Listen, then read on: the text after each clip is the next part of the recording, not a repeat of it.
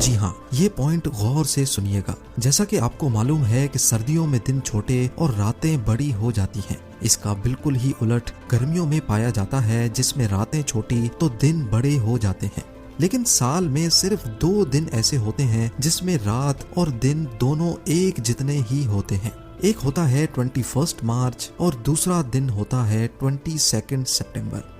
इन दोनों दिनों में सूरज इक्वेटर के बिल्कुल सेंटर में होता है, जैसा कि आप इस फोटो में भी देख सकते हैं। बाय द वे, इस मोमेंट को, इस घड़ी को सोलर इक्विनॉक्स कहा जाता है।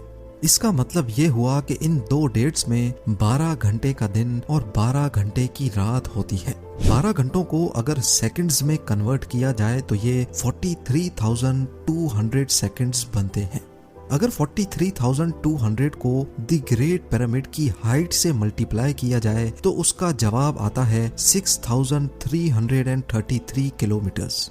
ये उतनी ही लंबाई है जितनी अर्थ के पोलर रेडियस की है। अगर परसेंटेज में देखा जाए तो पिरामिड्स बनाने वालों की कैलकुलेशन 99.63% एक्यूरेट है। अब आप सोच रहे होंगे कि ये कोई कोइंसिडेंस है, कोई इत्तेफाक है, लेकिन पिरामिड की बेस का पेरीमीटर जो कि 0.921 किलोमीटर्स है, उसको अगर 43,200 से मल्टीप्लाई किया जाए तो जवाब आता है 39,804 किलोमीटर्स। आपको ये बात जानकर हैरत होगी कि ये सरकमफ्रेंस ऑफ अर्थ यानी अर्थ के पूरे एक गोल चक्कर के मुकाबले में 99.34% एक्यूरेट है। कोइंसिडेंस तो सिर्फ एक मर्तबा होता है, लेकिन 99% से भी ज्यादा एक्यूरेट रिजल्ट, वो भी 2 मर्तबा आना, हमें एक गहरी सोच में डाल देता है।